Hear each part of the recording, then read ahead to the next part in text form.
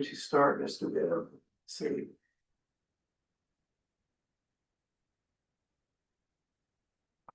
You guys don't put these work sessions on YouTube, do you? Yeah. Oh, I've done that. Okay, all right, so we should be ready to go. Call the July 14th, 2025 work session of the Planning Commission to order. We will begin with the pledge of allegiance followed by a moment of silence.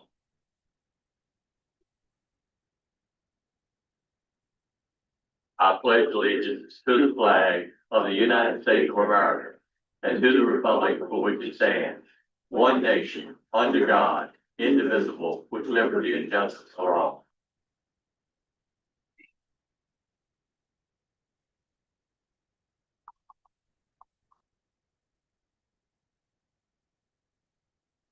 Thank you. Our work session will cover village residential overlay district and a special event permits. And we'll do the village residential overlay district first. Just to remind everybody, we've been contacted by a number of individuals in recent months regarding redeveloping properties in the Columbia Village, which is what started all this. A number of parcels in the village were zoned R4 residential limited. So the problem is that lot size requirements and density allowances depend on whether the lot's served by or how it's served by water and sewer. If there's no public or central water or sewer system, the minimum lot size is 2 acres and maximum allowed density is 1 dwelling unit per 2 acres. And there is central water system in the area, but it does not serve the entire village area. So there's a restriction on how it could be developed. We did discuss the possibility of doing a village residential overlay district with Columbia, possibly some other villages as well, including Fort Union. Based on feedback from the commission, we did have staff research how other localities are regulating village areas and their ordinances. There's some information in your packet. There's also information on the slides. Based on that research, we did draft a change to the county code to create a village residential district, which you have seen before. And we also have some research on how other localities handle overlay districts. I'm willing to show that to everybody if need be. I'll refer to the commission on that, but we do have in the slide deck some examples of what other localities are doing. And we'll start with the example of Franklin County. They have a Westlake Village Center overlay district. I'm not going to read the whole thing to you. This is actually in the planning commission packet. Basically serving as a focal point for cultural and commercial activity in the Smith Mountain Lake area of Franklin County. Promoting development that brings a sense of community to the surrounding rural areas with an emphasis on facilitating the creation of a convenient, attractive, and harmonious community center that provides essential goods and services to rural residents, and may also include higher density housing and office and light industrial employment centers. And again, there's some bullet points on what the design guidelines are intended to do. Now, this is pulled off of the Franklin County Planning and Zoning Department showing where the overlay is. This, just for some reference, this is over in the eastern part of Franklin County. Just to the northeast is Smith Mountain Lake. Heading back west is the center of the county. This is the overlay district itself. And you see Westlake Village pretty much right there, and then the overlay is in the hatch that you see there. We also have and let me know if I'm going too fast. We have a street level view of what the current area looks like. This is Route 122, which goes right through the middle of the overlay district.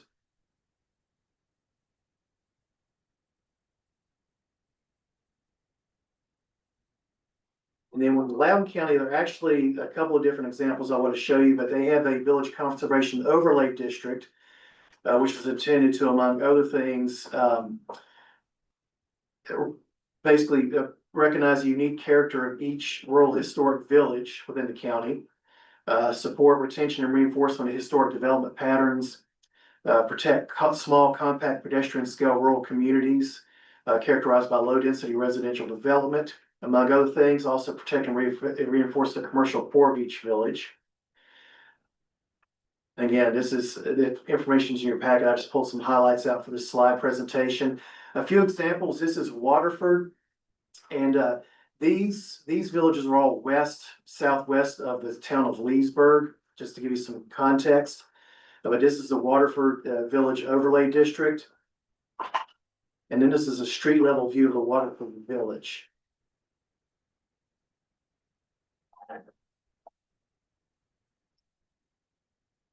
And then we also have Philemont, another one that's west southwest of the town of Leesburg. Here's your overlay district. And then a street level view of the Philemont Village. And I tried to pull examples here that looked similar as far as the actual look to our villages here in the county. And then the last example, Rappahannock County, I tried to actually find a map of their overlay districts, but I could not find one. But this is what's from their code. Basically, that first paragraph, purpose of intent, imposing special regulations in designated areas of the county to accomplish the stated purposes set forth in each overlay district. They're in addition to an overlap and overlay all other zoning districts within the lands placed in each district. So, give an example. Here's some more about the overlay district. There's a general commercial overlay intended to provide guidelines where a principal undeveloped commercial zone of the community may be safely and efficiently developed for the betterment of the public health, safety, and general welfare. And the boundaries delineated in accordance with a map adopted by the Rappahannock County Board of Supervisors as part of the comprehensive plan. And a little note there, the 2004 General Overlay District map is the official map. And you notice the December 7, 2020 map adopted with a comprehensive plan update is not the official overlay district map. That's really just for your reference. And again, this is in your packet. Again, I couldn't find the map of the overlay, but this is the village of Sperryville, it has its own overlay district, and a couple of pictures here. Hopefully you can see these. The first one up here is Route 522, Sperryville Turnpike, coming in from Culpeper County into the village. And the second one is actually a street in the village. I believe it's Route 1001. Looking back toward the intersection with Route 522, you'll notice that you have quite a few buildings close together. So just to give you some examples of what an overlay district could look like. And at this point, I want to open the floor to discussion. A couple of questions we'd like the Planning Commission to answer. First, is this something we want to explore further?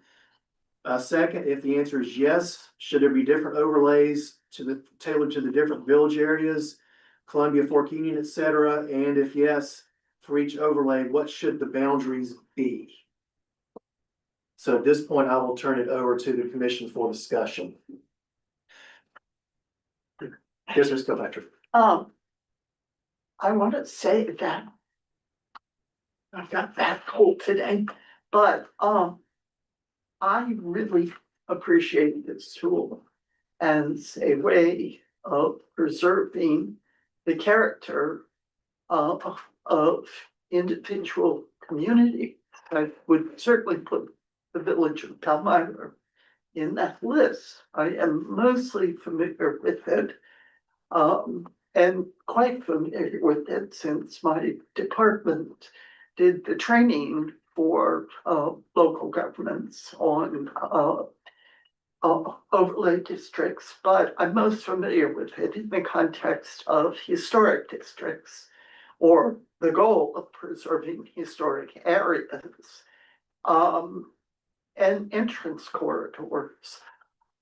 There is a lot of flexibility. Each area has as its goal to reflect its and preserve its individual character. This is not a one size fits all. It allows localities to take a very careful hand and a light hand, subject to the will of the people who live in that area. It's usually developed in coordination with the community, the property owners and the residents. And how far one goes or how heavy the hand is very much depends on what that process, results in. I know there's a lot of misunderstanding about the tool because some people will look at some of the more, shall we say, problematic communities that take a heavier approach, regulating colors and this, that, and the other, while others take a very light-handed approach. So it is something I think we really need to dig into. Because in the meetings, the visioning sessions that I have attended, and I've attended many of them, but most particularly the rural lands and historic preservation, there is a strong consensus that people would like to see this because they want to retain the character and quality of their individual villages. I do caution that it does need to be a light hand, even as an administrator of a program. In connection with this, we always guided people to not overwork it, to be gentle and to work with people so that it's what the community wants. So that's the thumbs up and the cautionary notes I would give. Has, the staff really looked at what type of boundaries for either the Columbia District or the Fort Union District? No, we haven't gone that Because far. like it's Columbia, would they come up the hill where the more residential is and where it used to be business area? How far up from there? And in Fort Union, how far out? How far? Yeah, and it's just, I think that's something to really need to look at before we could really go too far on this. I think what you could do is you could use the former town boundaries of the town of Columbia, have that as one option. And have another option, or maybe it's expanded out a little bit. And then you have two maps, for the community to look at and weigh in. Cause that's, and you can always expand the boundaries later on, you can amend that map. So you could always start with a smaller map, and then if you see that you need to develop outside that area, and you could expand it later on. Probably about Columbia, that's a great idea about using that, used to be towns, and then Fort Union is a little bigger and so forth like that, so I just wonder. I think you could have a couple of options, show the boundaries, and then have the commission weigh in, and have the citizens weigh in. And, which, it's always open to amend it, but that would be the initial map that would be in the code. Yeah. I was through Sperryville last Friday and Saturday both, so I usually go through Madison when I go to I think Sperryville. Sperryville is a good case study because they haven't built any new buildings there. They're all existing buildings that they basically renovated. The art galleries, brewery, restaurants, general store, pizza place. Basically in Rappahannock County. The one where you turn right there in the middle there, they're working on that one building right there, which is completed. Yeah, I think it was an old school or something. Yeah, the old school, they kind of divided that into different spaces. There's like a pub, restaurants, part of the little golf course. Then the corner stores on this side, and right up the road, there's the Baptist church, and right above that's the cemeteries. So it kind of shows an adaptive reuse of that area. It brings on, tourism off Skyline Drive, and people stop into Sperryville, and so that's definitely something you could do. Columbia, Fort Union, use the existing building. That restaurant down there used to be something like Professor or something like that. I can't remember exactly, but they've changed the name of it now. That's really, that restaurant stays busy. Yeah, it's not too far from Little Washington Inn. Well, I kind of agree with everybody. I would like to see if this overlay district, in particular in Fort Union, if it could extend somehow down into Dixie. In the Dixie area, because I know that's come up in a bunch of conversations we've had, when we're working on a comprehensive plan of what Dixie could potentially add to Fort Union. Again, I would like to see the boundaries too. I would really like to see what, if we decide we're gonna do this, what it would look like. If we have some designs or something or sketches to show what it would look like and maybe potential things that can go in this overlay district so that we could share that with the communities. And because I'm finding that if you come with a bunch of words, if they don't see something, they're not really gonna understand it. If we could do that, I don't know if it's possible, but I mean, these pictures are great, but just a way to show how the district will look here in Fluvanna and Fort Kingdom and Columbia and Palmyra, because they might all be different. I mean, you could show the Sure. existing buildings and Mhm. options for those buildings that may be vacant right now or Right. maybe underutilized and. Because of this, especially that R4 stuff in, Cunningham, Columbia, it makes a difference. And maybe that would solve some of the issues where Jeannie eats this, because part of it is, I think R4 and part of it is it B1 or something? It's kind of split. I believe it's either B1 or BC. You're right. One of the parcels is either B1 or BC. I have to look it up. And the other parcel, It's A1. A1. A1, yeah. Yeah. So that might help that area out a little bit too, so. You make an important point about Fork Union, because one of the things we're looking at for the comp plan is whether to extend the Fork Union CPA up to Dixie. Dixie, Right. because I see Dixie has some potential. I do. Dixie really has some potential. So if I can just add real quick, one thing before I forget to mention, I did speak with John Albach at Aqua, Virginia, because they do serve part of the Columbia area. He did say they are open to extending their service in that area. He says currently they have an average, service of 3,000 gallons per day for the last 5 months, and they actually have a permitted capacity of 21,600 gallons. So they do have the, option of, additional water connections.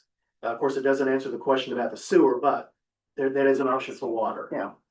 Yeah, but that's gotta come along with the infrastructure. And just take with water pressures in Lake Monticello. The way that system was designed, it doesn't support the growth that happened in that area. I'd like to see an actual, idea of, a layout for this district for, Columbia to start with. And to let us get an idea of how we could work it out and then go to the 4 days and like Some we Palmyra. talked about the Dixie additional, something like that, so. Because I think, pretty much Palmyra and Fort Kenyon, what we really already consider a village. Right. And Columbia, we don't know what to call it yet. So maybe that's a good idea to start there. And I think we need to do a lot of explaining, because when we started to talk about doing an overlay district one time before in Zions Crossroads, there was a lot of confusion. Sure. I want to endorse Ms. Johnson Morgan's idea of getting conceptual images in place. I think you have to start with some assessment of what have you got? What is the character of this place? What would you like to see moving forward? And at that point, it's really going to take some architectural renderings to give a sense of where this can go and what would the ultimate goal be and how would it operate on the ground? Because people do respond more positively. And it's kind of like you said, Mr. Chairman, we, or perhaps Ms. Johnson Morgan, we understand what Palmyra is. Columbia has lost so much of what it was, and including on the business end of things, that we need to take a look at it carefully, and that should probably be guided by some help from an architect and from the Department of Historic Resources. Well, probably in Columbia, the worst thing that ever happened was the floods of 69, 72 that, really, devastated that area. It caused so much devastation to the businesses, basically. Well, I think the map, it'd be helpful on the map to show the flood hazard area, because you can show, here's the area that can be developed, to the north. So the area within the flood hazard area is really restricted, from building in that area. So that kind of limits potential on the south side of Route 6. So that would be. But there's in the- potential on the north side, just because it's so costly to develop in a flood hazard area, you have to be above base flood elevation. So the flood district would not be in the overlay district at all, right? Well, that's what we'd have to decide. I think it would be an overlay district. It would just be more costly to build in that area, there'd be more restrictions in place. Because the flood hazard area, town of Philadelphia, it goes up Stage Junction Road. So it's not just south Route 6, it actually goes up Stage Junction Road to the east side. So I'd like to recommend that we really get some input from DHR on character, that we get some resources from an architect, and that we then proceed with what we would call a charrette, which is to sit down with the community, show them what we've got, and engage in a dialogue, because this is a big step and it can be important to the lifeblood of a community like Columbia. But it needs to be approached cautiously.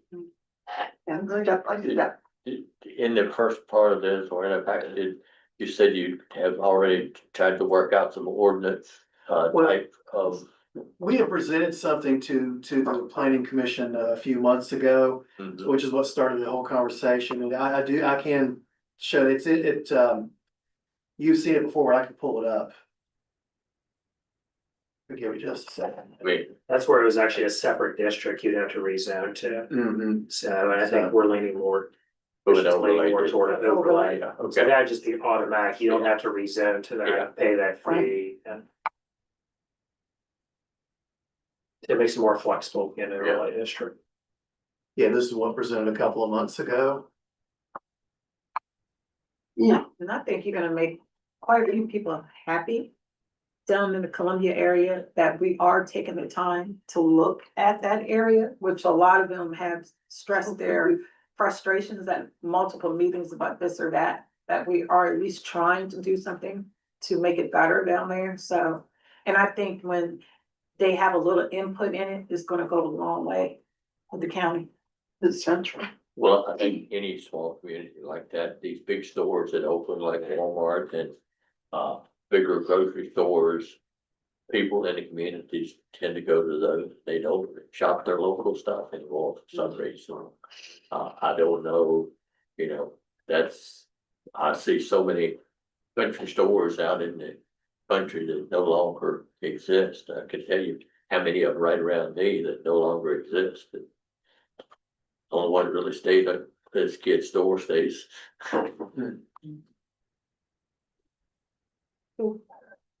One thought, we have a group of people that are working on are working to come up with ideas for the comprehensive plan now. If, since we haven't done these overlays previously. And we're thinking about maybe beginning to look at them seriously. Is this something that they should be made aware of? So that they, in the course of their deliberations, can recommend to us as a part of the work they're doing. Things that come out in that work that might inform us as to where these overlay districts might be needed or wanted, or we've had a lot of public meetings, I think, to talk about these various areas. I'm unaware of these that are coming up anywhere. Well, they come up in economic development. Mhm. I've mentioned in that's where I was getting where the Dixie part at. That conversation has come up in economic development. I don't know if it's. It's come up in the Rural Lands Committee and the Historic Preservation. Okay. Of course, you don't, in the context of those meetings, get down in the weeds. You're making recommendations for action items pursuant to certain goals. And obviously, the land preservation is land preservation.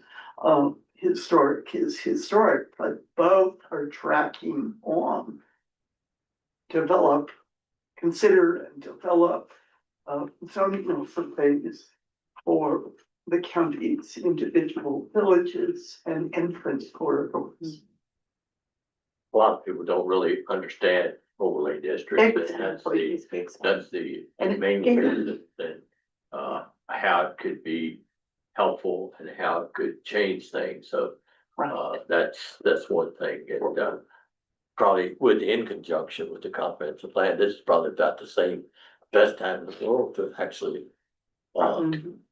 you know, work on it, as far as I'm concerned, but And I I don't guess, know whether Mr. Fortune and y'all would agree with that or not. Actually, I would. I had suggested some time ago that, we have an education session, work session for ourselves on overlays, because I know that they can be a little scary. And I do think that that means bringing in some folks from outside our circle who have had experience from, particularly those who have dealt with the process of getting them implemented in cooperation with community members. Because it's fine for an outside group or a group like the comp plan advisors to say, well, do this, but these work when the communities want them and have had a participatory role. So I think we have some educating to do of ourselves, of communities, and frankly, of the board. I think at first we need to look at basically boundaries type of thing for these overlay districts.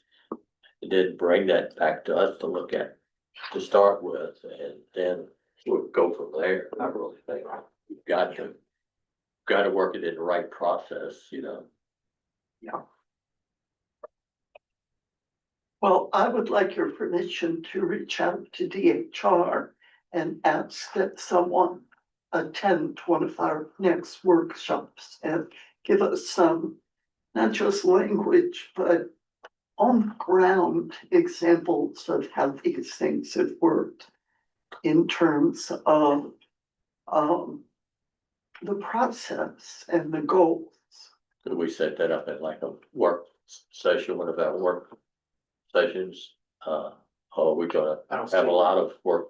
At this point, I don't know yet what we're gonna have for next month's work session. I could definitely see if we could get someone in for the next month's work session. Does anybody have any objections to that or agree with that? No objection. I would agree that education in any form would be welcome. Yes, For each one of us? exactly. Okay, are we ending that discussion and going on to the next item? I believe so. We are in a little bit of a schedule here, so let me go ahead and take us to the next one.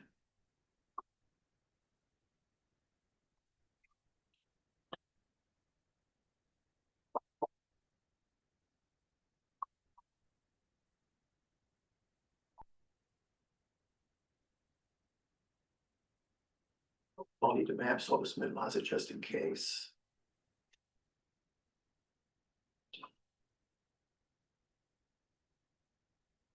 Okay, looks like I was at PowerPoint by accident.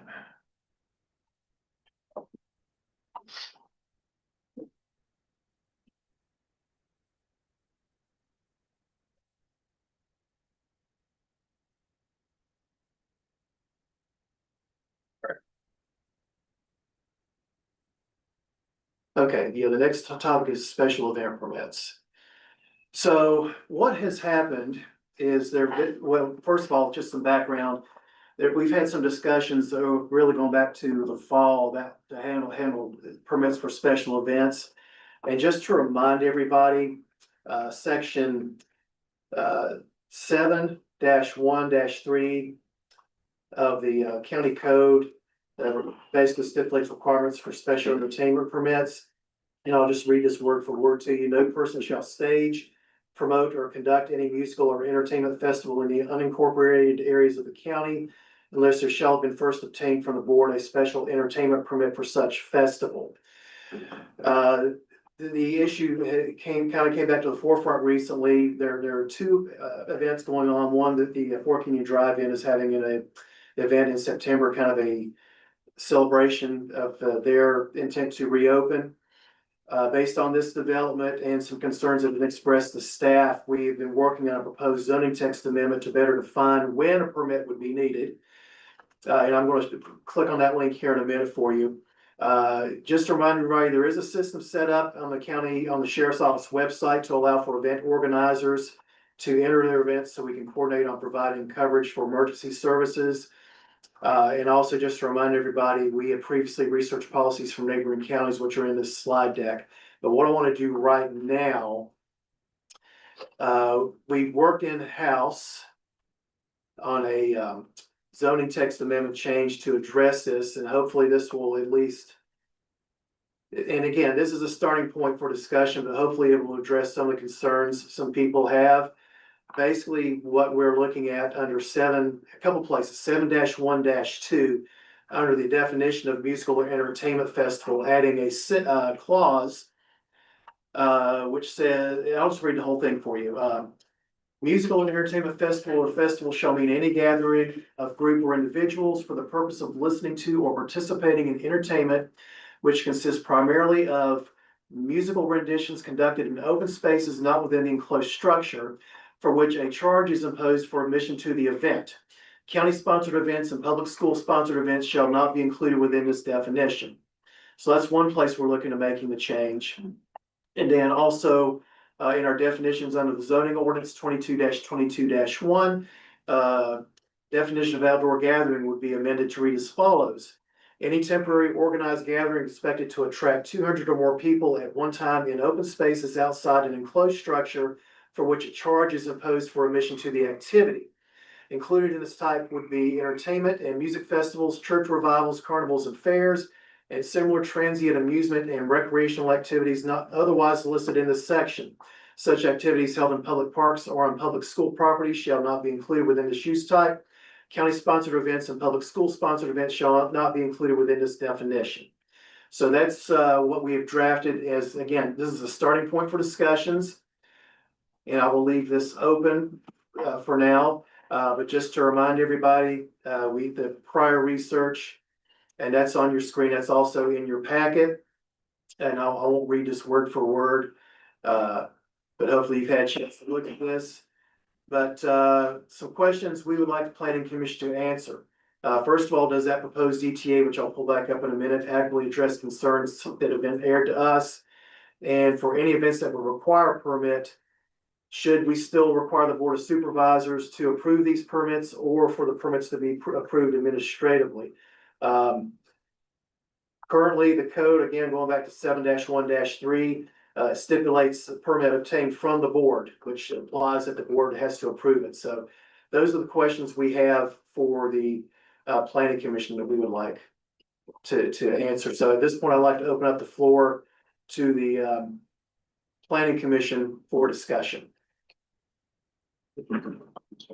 Okay. Sorry. Just one question, a question of understanding. This was brought to us back in February and March. Which year? Of this year, myself, Ms. Kilpatrick, and Mr. Bibb was here, and we discussed this back then. And it was a 3-0 consensus that we weren't gonna change any of this. So I'm just trying to figure out what has happened since then that we're looking at this again. Because we did look at what the other counties were doing, that same list you just showed us. So I'm a little curious as to why this is coming up again if we have already kind of voted that we weren't gonna do this. Well, there's a separate event which has been brought to our attention, and there was some discussion about whether that event fell under requiring a permit. So, Which is my event. and our intent here is to try and clarify when a permit will be required. This is basically the intent here is to try and provide some clarity. Okay, because when you and I were having this discussion, and the event they're talking about is Fort Union Day. which is a vendor expo. It's not a festival. It's not an entertainment festival. It's just a huge vendor event, an event that I have already approached the previous director of planning and their previous attorney about this event, what, 3-4 years ago. We went over all this that didn't really qualify it as a festival. Actually, the county even participated, and so did the director planning department participated. And now it's coming up this year, and it's the exact same event. There is no admission charge. It's a free event. It's on private property, which is FUMA. I guess I'm trying to figure out how this event has come into question when there have been numerous events happening in this county all year, which is the same type of events that this question hasn't been asked of. I think the difference was with your event, it was advertised as having a DJ and local bands. No, local bands was Well, not. this is on the website. No, The website said. No, it doesn't, because I did the website myself, and it has a DJ. Which the fire department does under events, they have DJs or music. The Arts Council have stuff, they have background music, it's just background music, and it's not live music. Live music is bands, not a DJ. DJ plays pre-recorded music. So And there may have just been some confusion I think there was reading, some confusion. reading the wording on the website, said local bands may be announced at a later point. So there may have just been confusion, some clarity is needed on that point. Right, But also, I think, as broad because of the Fort Union Drive-In, they actually don't have live music, they don't have a band. Right? which is different. We're still, but when we saw on your website, and that's basically it's just talking, communicating and seeing what actually you're gonna be having at your festival, at your vendor fair, for Union Day. Okay, I so think- what difference, I guess my question is now that 2 new people are here in the county, what has changed from what the previous director of planning and lawyer has said that make it different? It's the same thing that we've done, well, this will be our 4th year. It's the same thing. So what has changed? Well, I think there was some discussion about whether it applied to churches and so forth like that in our discussion, so there was that. And I think that they're also bringing up the fact whether this should be an administrative procedure or it has to go to the board of supervisors on their special events, which was in the ordinance before, that special events had to go to the board of supervisors. But it's not a special event. It's a vendor fair, I a think, vendor expo. I think the confusion may be because if you go on the website, it does say enjoy live music. I think that may be where the confusion was. Well, DJ has live music. It's how you take the word live. And the reason I'm asking, because I'm not talking about what other people, churches have been doing. This was brought specifically to me about my event and that I will have to get a permit. And I'm like, well, why is this coming up now when the same rules that are in effect were in effect when I first started this and everybody already checked and verified this? Why is it coming up again? If I can jump in here, my recollection, which is not the best in the world, is that there was a significant, I had no idea this had to do with your event, by the way. I understood that some of our first responders were significantly concerned in a growing way, in a general way, about large events taking place when no one knew they were going to happen, and therefore there was a public safety issue related to the inability to have the appropriate staff on hand or on standby should a problem occur. Somebody has a heart attack, somebody starts a fire, whatever it is. I think what I'm reading in these examples and read in the material that was sent to us, a lot of flexibility in terms of defining what's an event. And what these gentlemen seem to have done is define an event largely based on the number of people involved and or likely to attend combined with fees. So if Well, that that was puts a admission different. charge. Yeah, the mission was charged, right, the Yeah. mission. So that puts a different complexion on it and may in fact, but Mr. Whitman will have to say, exclude the concern that you have about your particular event. But I do think it's important to recognize that the county has a public interest in ensuring public health and safety and can't do that without the sharing of information in advance. And that a permit may be the appropriate mechanism for doing that. I understand that totally and perfectly fine, but as an event planner, I did come to the county. The county told me exactly what to do. And that's what I did. Fire and police are there. There's private security there. The Fort King Fire Department is there all day with the rescue squad. State police is aware of it for the parade part. County administrator is aware of the parade part. The sheriff's office is available to that. Food trucks follow all VDH rules and regulations. Then on top of what the county is required, we're also following all the regulations that Fort King Military Academy puts on us because it is a private school. It's not county, it's a private school. So I've already gone through all of this with the county before we even did the event to make sure we had everything covered. Now, that's me. That's me, and that's what I'm getting at. Now, to be fair, Ms. Johnson Morgan did submit the online form. I did the form because I also do the form with the sheriff's office, so they know what's going on in the county. I have contacted VDOT, got get their permits and all this stuff. So all of my stuff has been done to the T based on what the previous director of planning and lawyer told That's us. the advantage of having the ordinance changes, then you don't have to worry about a change in interpretation. Because this is the same ordinance I used in two prior localities, right? Sure. Where the commission charge is charged. So it's only where there's a ticket, Right, then you require a permit. So I was like, why don't we just add that here? Then there's no confusion Right. about, is this a music festival? Is this a vendor fair? Is this a craft fair? What is this? Sure. If a ticket's charged, you have to pay to go to your event. but nobody And- pays to come to my event. But right now, there's confusion in the words.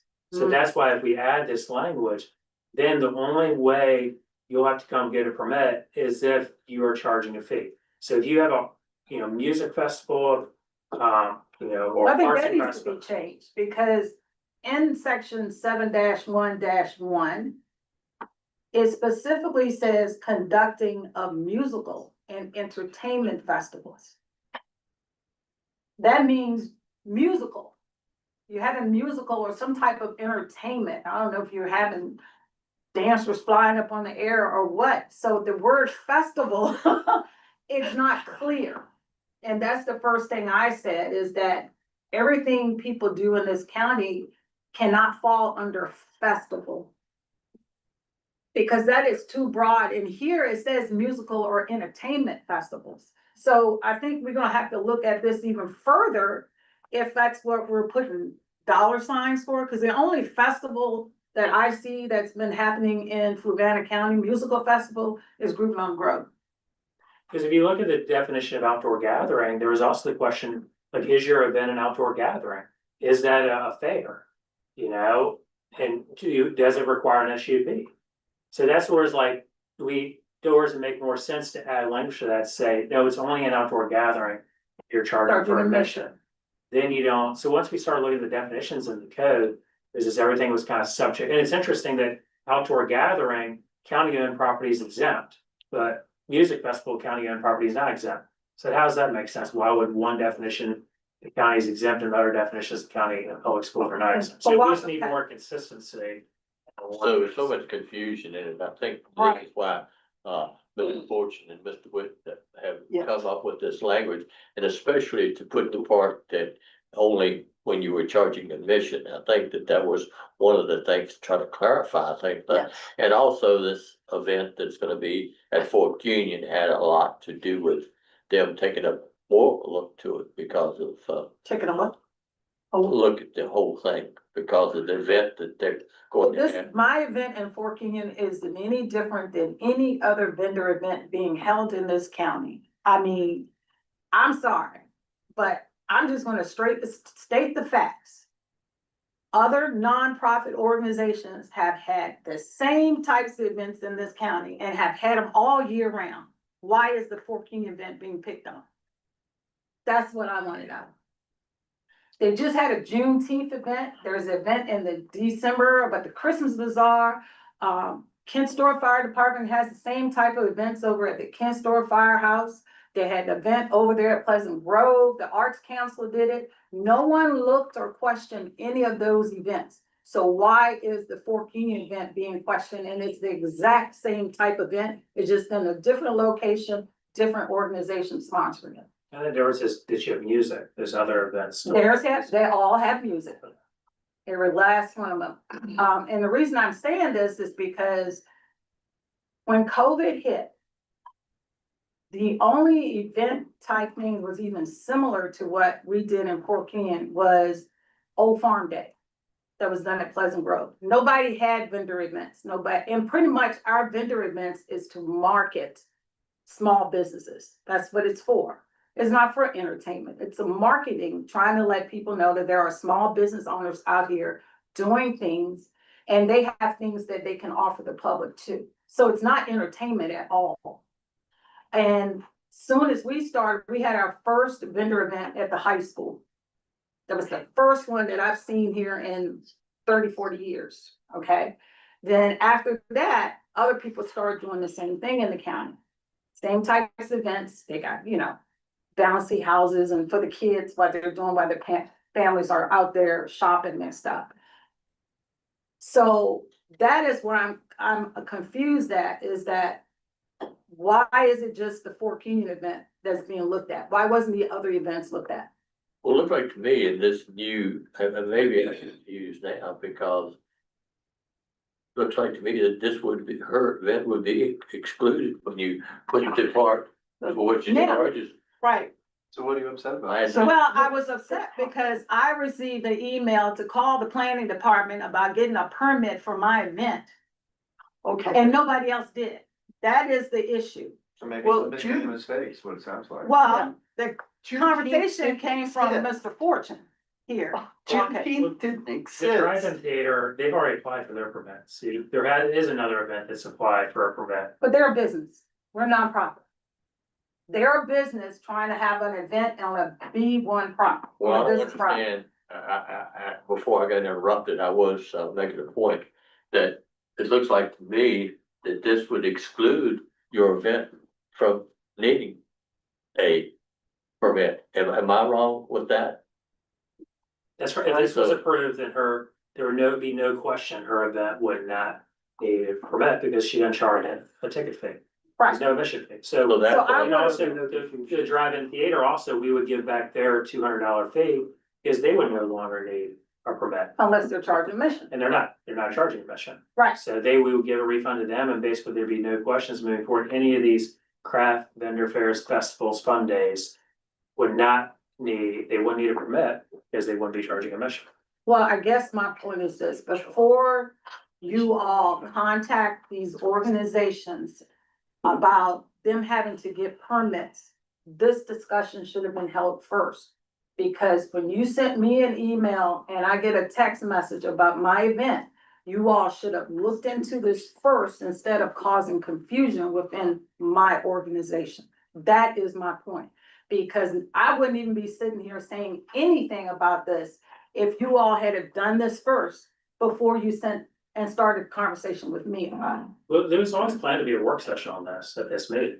But I received a conversation from Well, the I think planning this, department. if we do this, the problem is solved. No, let I me don't think finish. there's Let me no finish. conversation, well, you've never let me finish what I Okay. said earlier, so. I think this is gonna solve the thing, and another thing we need to talk about is whether, it's gonna be administratively or done by the board of supervisors and so forth like that, which we haven't even got into yet. Well, that's But- fine, But I think yeah. this will solve your concerns if we go to this new language. It will also solve my concerns, and I think of the concerns of other people in this county, that the planning department researches stuff before they reach out to these organizations, asking them that they need to do stuff in advance, because it started a whole lot of conversation in our nonprofit organization. If they hadn't even reached out to me, I wouldn't have said a word, but they reached out personally to my group about this event. And they shouldn't have, is what I'm getting at. This work session is actually supposed to be about this. It's not about, supposed to be about you or this event. This is supposed to be about whether we're gonna change the regulations so that, we can make it easier for you and other people in the county and have some clear definition and so forth. And I think we need to go ahead and go to the part about whether it's done administratively or by the board of supervisors. Well, then I want to clarify to you, Chairman Vitt, that I was told that my event was going to be discussed at this meeting, and that's why I'm having the conversation from the planning department. So you can't say it's not about my event when they said it was going to be discussed here. But we are actually discussing a change in the Now we are, ordinance. now we are. Okay, Okay, may I ask a question? How, if we accept this as it is currently structured, do we satisfy the first responders' need for information about gatherings? They would still have to go through the sheriff's office. Okay, right, To that Thank website, you. that portal, thank and you. then I think we've created a planning form too, correct? We had, but we never went live with It hasn't it. gone live. I think we have a draft version of it Yeah. that we brought to the planning commission, but it hasn't gone live. What is the mechanism that requires somebody to go through the sheriff's office? it's just a simple form, you Just- go online and fill out. No, I'm saying, I think by number 40. if I'm doing this in my backyard, Right. what is it that compels It's where me the to public say anything to the invited, sheriff? nothing. Nothing, it's only, It's just it. yeah. It's just a notification that something Just is when it's a happening public somewhere, event. if it's a public event, not a private event. So all these music concerts that they have at the lake, which are all public events. Some of them can attract lots of people to them. None of which are being said to anybody. Nope. They're all music. None of them are charging fees. Except for the musicians who are getting paid. Exactly. Is that because it's a separate police department there or? They're not a police department, they are a security firm. They still report to Sheriff Hess. They're conservators of the peace. Yeah. So we need to get the word out for one thing, that people need to fill this form out to let people know what's happening.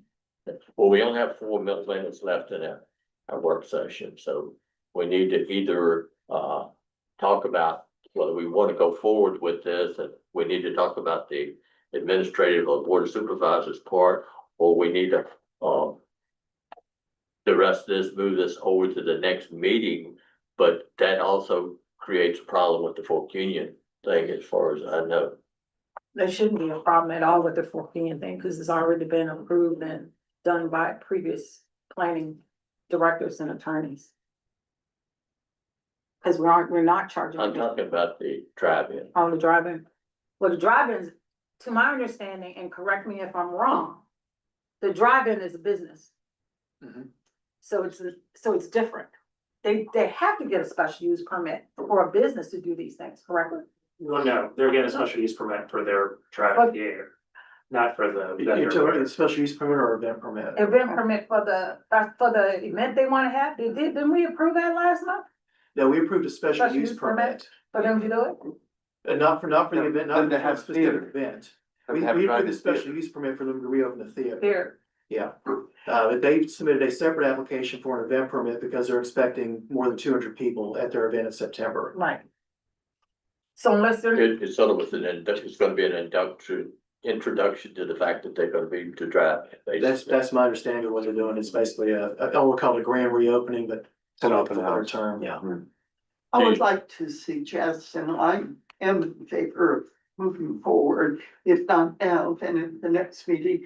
But I do think your language should reference that people having events on private property or, whatever. So that they understand and know to go to this website or form, sheriff or whatever.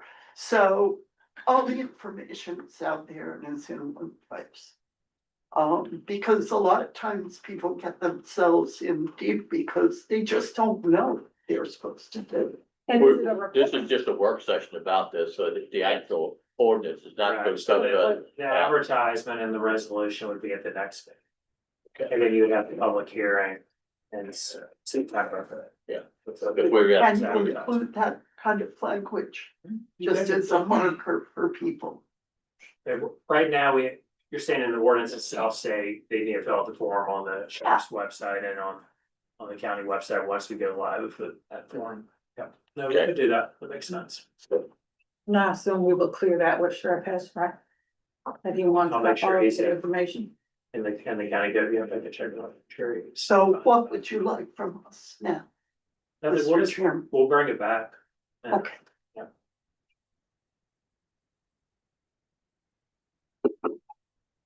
end of the work session, and we will now reconvene for our regular meeting. The regular meeting for 7/14/2025 will now come to order. Our first order of business is pledge allegiance and a moment of silence. I pledge allegiance to the flag of the United States of America and to the republic for which it stands, one nation, under God, indivisible, with liberty and justice for all.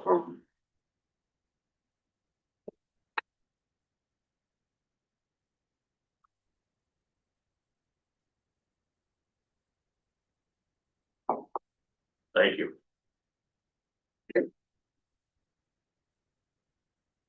I'd like to remind all of those in attendance, our commissioners, staff, and members of the public that this is a public meeting being broadcast and recorded on the county's YouTube channel. And ask that all present behave with order, civility, and respect. Now we'll adopt the agenda for the meeting. Are there any recommended changes or other updates? Possibility of doing the meeting, the minutes of the June meeting at the next. Yeah, I want to ask the commission to defer action on the June minutes until next month. Otherwise, if there are no changes to the amendment. Okay. There's no other changes to the agenda. Do I have a motion to accept the agenda? So moved. Okay, who said it? I did. Ms. Kilpatrick, had made a motion. Do I have a second? Second. Seconded by Ms. Morgan. All in favor, say aye. Aye. Chair votes aye. Approved.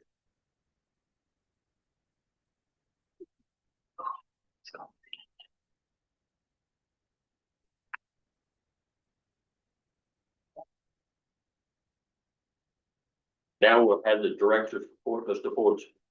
This is gonna be a very brief report. Just to update you, we are still working to fill the administrative program specialist position. We do have some resumes and applications from interested individuals and are trying to schedule interviews as we speak. So I hope to have an update for the commission next month. No public hearings on the agenda for tonight. We do have two resolutions, which we'll discuss later. One is proposed zoning text amendment for food trucks or mobile food units, which we have discussed before. The other process for plan reviews, we'll get into in more detail momentarily. And that's what we have on the agenda for tonight. And just to remind everybody, future meetings, we have August 12th, work session at 6, regular meeting at 7. September 9th and October 7th, same schedule, work session at 6, regular meeting at 7. And unless we see a need to move because of expected crowd size, those meetings will be held here in the Morris room. I'll take any questions. later on in the comprehensive plan working thing, do you think it'd be possible at some time or other have some separate work sessions? Or do you mean with the planning commission? Yes, I do at one point want to have at least one work session, maybe probably two with the planning commission. And I would like at some point to have a joint work session with the board. Down the road, yes, sir.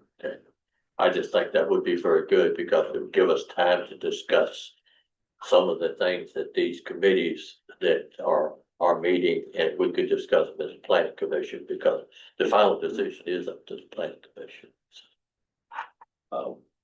Anybody have any other questions for Mr. Fortune? Okay, next is,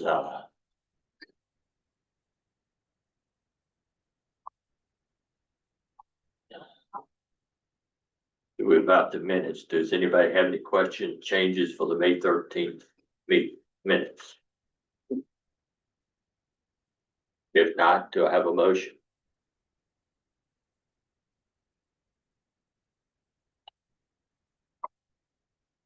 I move that we approve the minutes as provided.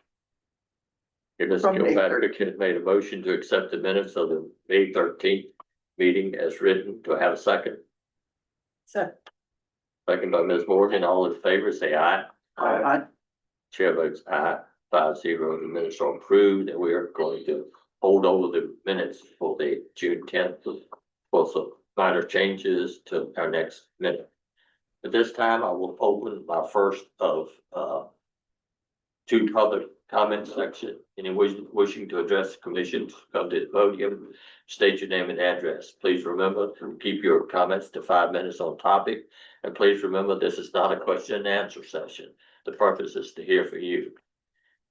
Anyone wishing to address the planning commission at this time? Seeing no one wishing to speak, we will close the first round of public comments.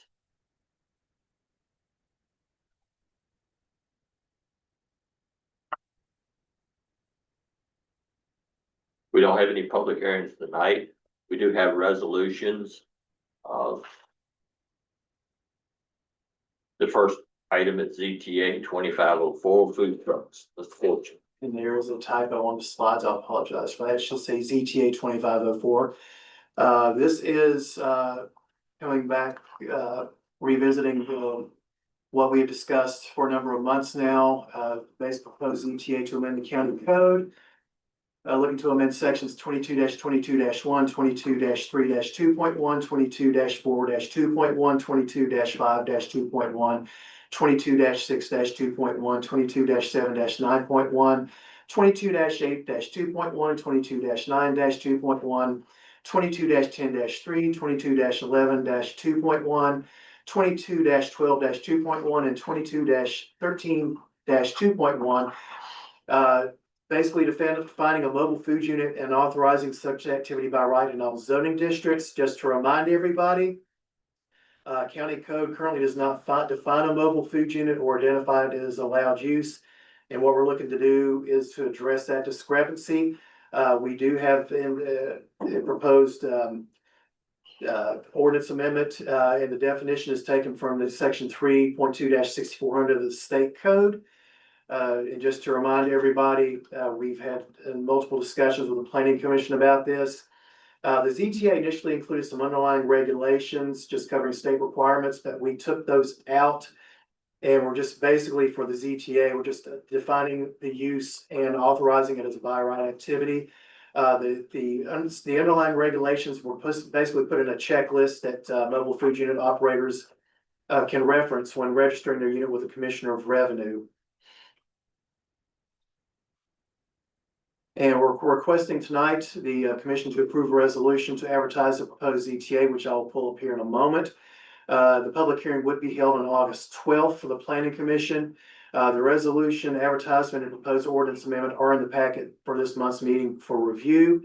Just to remind everybody, or just to notify everybody, we did send this out, both the proposed ZTA and the checklist, by email to known food unit operators in the county on June 28th. We asked them to review and provide feedback by July 2nd. As of today, we have not received any responses. So what I'm gonna do at this point is I'm going to pull up both the proposed ZTA.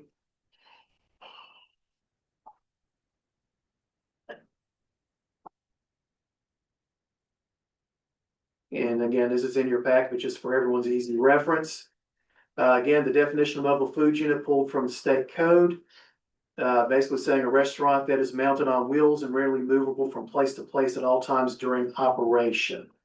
And again, the listing it as a by right use in all the different zoning districts. A1, S1, A1, R1, R2, R3, R4, B1, BC, I1, I2, and manufactured home park district. So that is the proposed text amendment, and then with the checklist.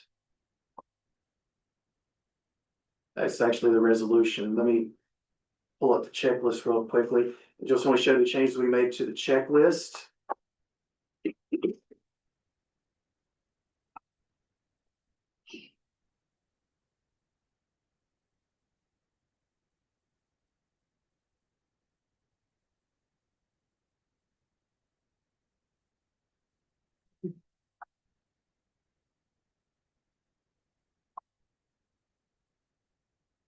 I believe that's still one. No, that's not the one I want. Hold on a second. Actually, I think this is the one I want. So let me pull this back up.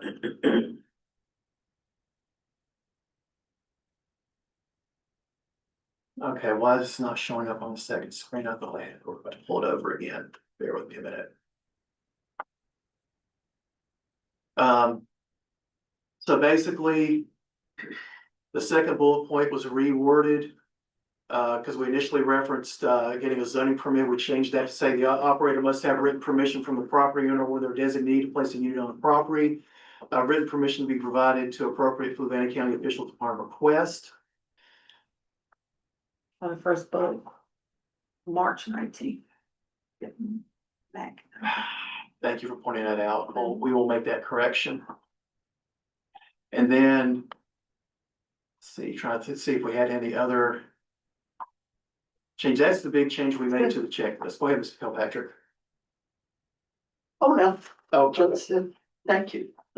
so that is the checklist, and then we have the, also have the resolution. And for some reason, my Word documents are all opening up separately.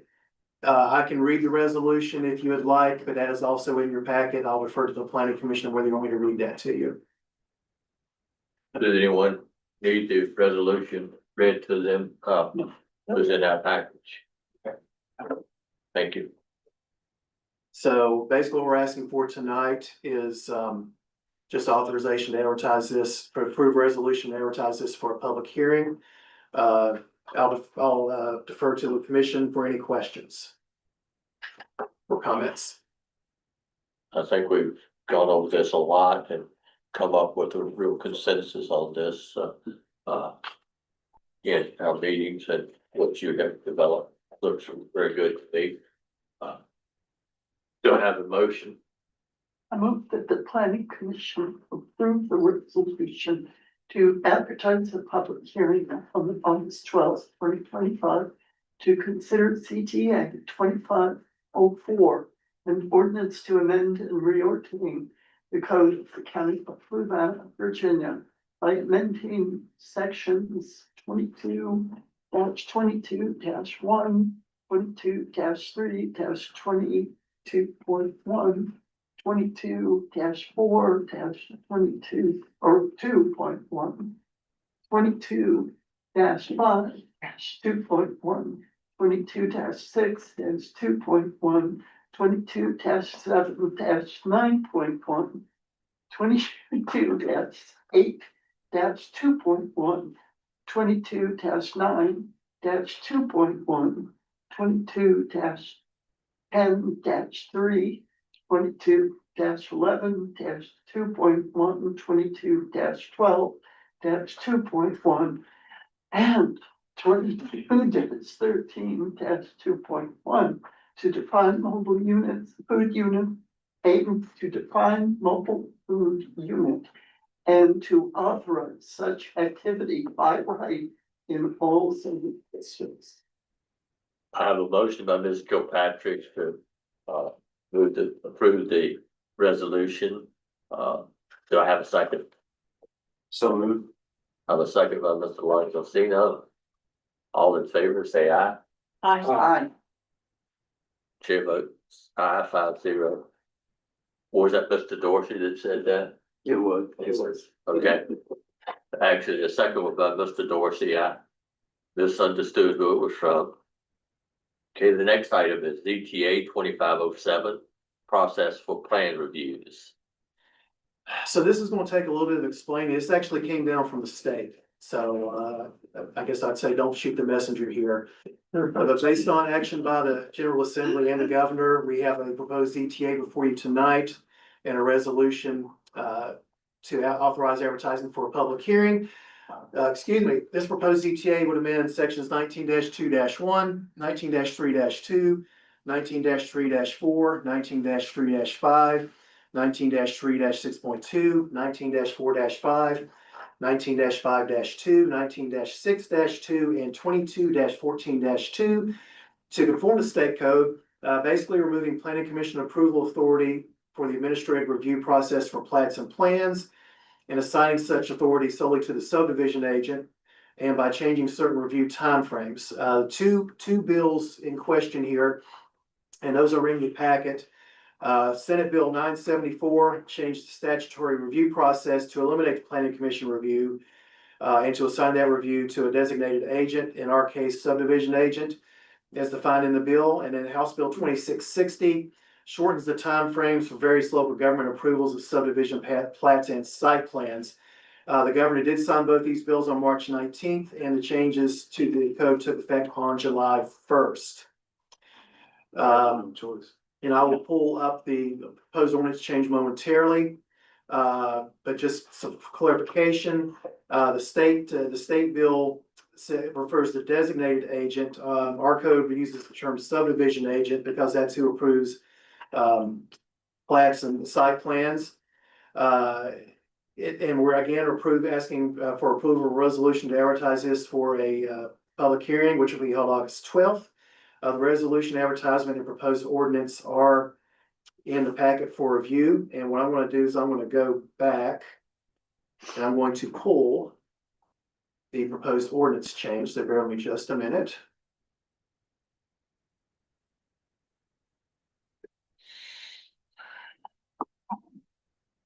And that's the resolution, which I'll go to in a second. Okay, did it just kick out my, I apologize. For some reason, it just kicked out my slide presentation again.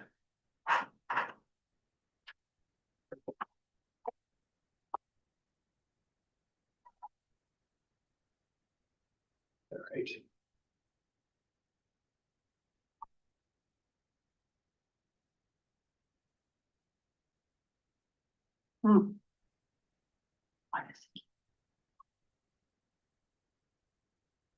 So.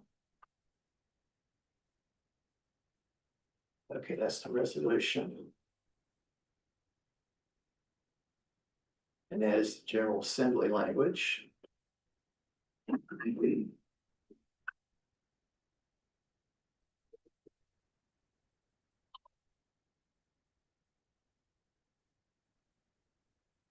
Okay, here's the ordinance. So basically what we're doing is we're making a change under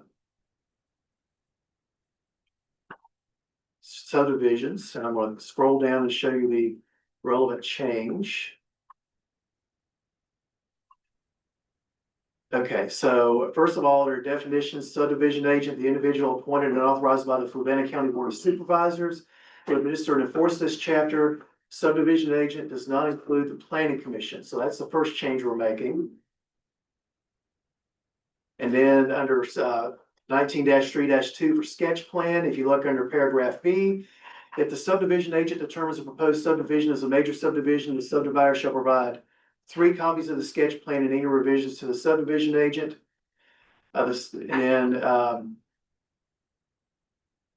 Basically strikes the rest of that. Mhm. And it's paragraph C, the subdivision agent shall review and provide comments within 45 days of the date of the meeting, of the date the sketch plan was submitted. If no comments are presented, are provided by the subdivision agent, the sketch plan is deemed reviewed and subdivider may submit a preliminary plat. So that's the other change. Basically, it's taking out the planning commission. And again, paragraph D, we're taking out the planning commission reference, and replacing it with subdivision agent. So those are the changes there to 19-3-4, paragraph A. That is a new paragraph that's being added. If approval of a feature or features of a plat by a state agency or public authority authorized by state law is necessary, the subdivision agent shall forward the plat to the appropriate agencies for review within 5 business days of receipt of such plat, retaining sufficient copies for his own review. Upon receipt of approvals from all state agencies, the subdivision agent shall act upon a preliminary subdivision plat within 20 days. And then paragraph B, again, just a wording change of 10 days of submission. Paragraph C, basically moving all the paragraphs down, adding the terms in writing. For any minor subdivision, subdivision agent shall approve or disapprove a complete preliminary plat in writing within 30 days of the submission. And again, moving all the paragraphs down, paragraph D, adding the phrase in writing. And I apologize for the length here. There are quite a few changes here. This is the paragraph, second paragraph here. However, no sooner than 3 years following such preliminary subdivision plat approval and upon 90 days written notice by certified mail to the subdivider, the subdivision agent may revoke such approval upon specific finding of fact that the subdivider has not diligently pursued approval of the final subdivision plat. So basically, again, removing the planning commission reference, everything. Paragraph A, a subdivision agent shall act on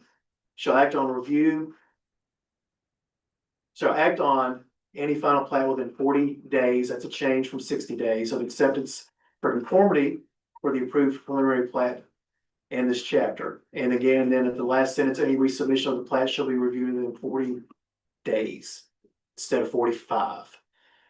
Then 19-4-5, again, taking out planning commission, replacing it with subdivision agent.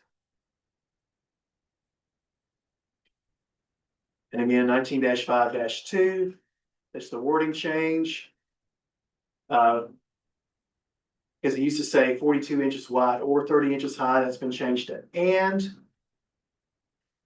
And again, 19-6-2, replacing or with and.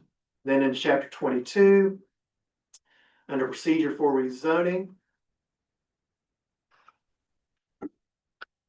Paragraph 7, that last sentence reworded to say any such preliminary plats and final subdivision plats must be in accordance with the approved final master plan, or a master plan amendment shall be applied for, in which case the amendment procedure set out in the zoning ordinance shall be followed.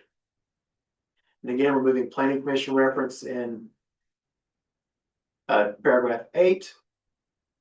And then again, 22-23-8, removing planning commission reference in paragraph 2.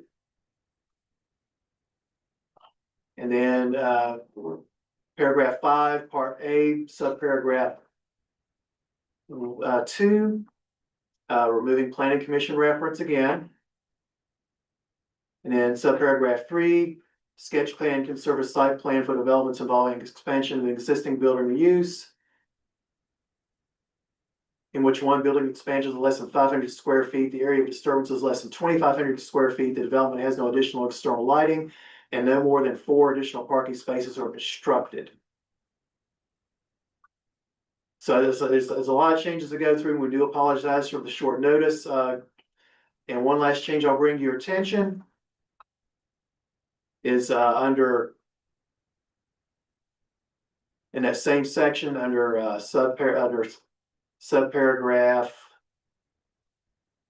B, subparagraph 3, if approval of a feature or features of a site plan by a state agency or public authority authorized by state law is necessary, Director of Plan shall forward a site plan to the appropriate agencies for review within 5 business days of receipt of such plan, retaining sufficient copies for his own review.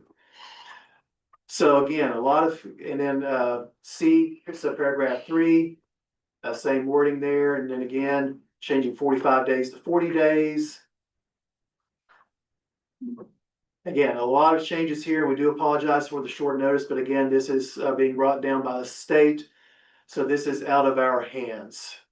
So what we're asking for is planning commission authorization tonight to approve the resolution and advertise this change for a public hearing.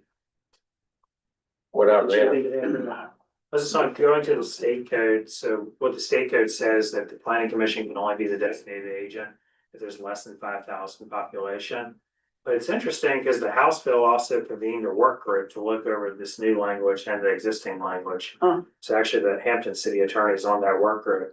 So it'll be interesting if they come back with further changes, or if they take away some of these changes, or maybe change that 5,000 figure upwards. Because this bill kind of took a lot of localities, you know, by surprise, that use their planning commission like we do for sketch plans and other site plan approval. So the one question we had, we prefer using subdivision agent, or we want to use designated agent like the state does. If we did that, we use designated agent, we'd have to change it all through the zoning section and the subdivision section, so that only thing of that, there'd be a lot more changes that wording. So that's what we went with subdivision agent, but Who theoretically. would be the subdivision agent? Okay, that's what I figured, okay. Designated is a word that you could use for any different things, so subdivision agents should be, you know. It's basically just a person designated by the board of supervisors. Yeah, I had read the part about the 5,000 and so forth, and I was looking at the order. And basically our Dillon state, so we have to follow what the state says on this and so forth like that. It was a bill from the Builders Association, of course, and they were trying to make it easier to get site plans through, subdivision plans through. I think what they found out that, you know, a lot of the stuff wouldn't get to where the state needed to approve things in a timely manner. So are all the changes in there that reference time? Are these all driven by the state law that was passed? So there's a House bill and a Senate bill. And so it's interesting, though, usually the House and Senate bill, they'll merge the language at the end, so they're the same. But actually, the House bill has different language than the Senate bill. So which one Which is does the unusual. governor sign? Both, He signed both. both. Well, what's interesting is the language doesn't match up, so like there's language where they're changing the dates in the House bill, like the number of days, but they didn't change that in the Senate bill. And these are both from the Acts of Assembly. So that's what happens when you have, you know, I think it was a short session this year. So it's a good thing they have a work group, because I think it's the first time I've seen a bill where the language doesn't really jive, especially a bill. We'll have to do sweepers, you call it a workroom, Yeah, they'll have to do sweepers on Yeah. that. I have a question and a comment. And the question is, did the state provide the money for the bump in the planning director's salary? Required to. I'm sure that they would leave that to the county level. Yes, of course. I do think the comment is that in light of this, and maybe it'll get sorted out at some point. But in light of this, I think it places a greater emphasis, in my mind, on the comp plan and regular communication and discussion about goals and vision and policy. I think one of the things that it went to the planning director or the subdivision agent, and they reviewed it, and they made a recommendation, and it come to the planning commission, then it had to go to then to be approved. So there was a lot of time involved in that they want to do this more in a timely manner. And I think probably the builders were the main people and developers that wanted this. Sure. Todd, does this change your workload appreciably? No, Cause my guess you had to look at all this stuff anyway. I have to look at it anyway. The only thing it does take out the step of me bringing a sketch plan before the planning commission. So you don't have to prep for that, you don't have to Right. listen to us him and Well, Hall. the sketch plan that said that we don't have a choice, it was what it was anyways. It shortens your timeframes a little It's bit. short my time, yeah. So you don't need a raise. Actually, what I was getting at was whether or not you needed an assistant to do this function. Well. Find out whether that was the case. So again, it's not gonna increase my workload. Okay. Hey, quick question today.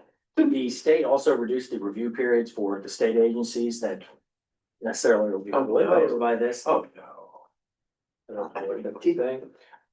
Cause that's really what drives the review process, how long they had to take. There was one thing, it was like 5 days or something. Remember the BDA. I really wasn't looking at the state review period as much, so because they never work. on that mandate. Okay, do we have any other questions? If not, do I have a motion to approve or deny or defer the resolution? I move that the planning commission approve the resolution to advertise a public hearing on August 12th, 2025, to consider CTA 2507, an ordinance to amend and reordain the code of the County of Savannah, Virginia by amending 19-2-1, 19-3-2, 19-3-4, 19-3-5, 19-3-6.2, 19-4-5, 19-5-2, 19-6-2, and 22-14-2 to conform to the Code of Virginia by removing planning commission approval authority for the administrative review process for plats and plans and assigning such authority solely to the subdivision agent and changing certain review timeframes. Sorry, Mr. Chair, one code section is missing from that motion. So it's actually 22-23-8 as well. I had 22-3-8. Yes. Yep. If you can amend the motion, that'd be great. Mr. Lagosino has moved to approve this, with the motion as written, with the addition of, one ordinance that is not included. Do I have a second? So moved. I have a second by Mr. Dorsey. All in favor, say aye. Aye. Chair votes aye, 5-0. It is approved. Thank you, everybody. Hey, going all the way down to, number 11. Items for unfinished business. And as first up is comprehensive plan update, I'm gonna ask Alex Porter, our planner GIS technician, to give this report. And Alex, don't need to stop sharing and share and let you, gotta stop sharing if you want to share your screen. Yes, you might need to stop sharing. Okay, I just did, so see if you can share the screen.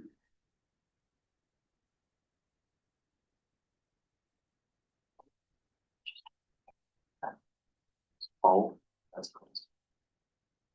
Okay. You said that we do. Okay, I must use these folders. That's This is on.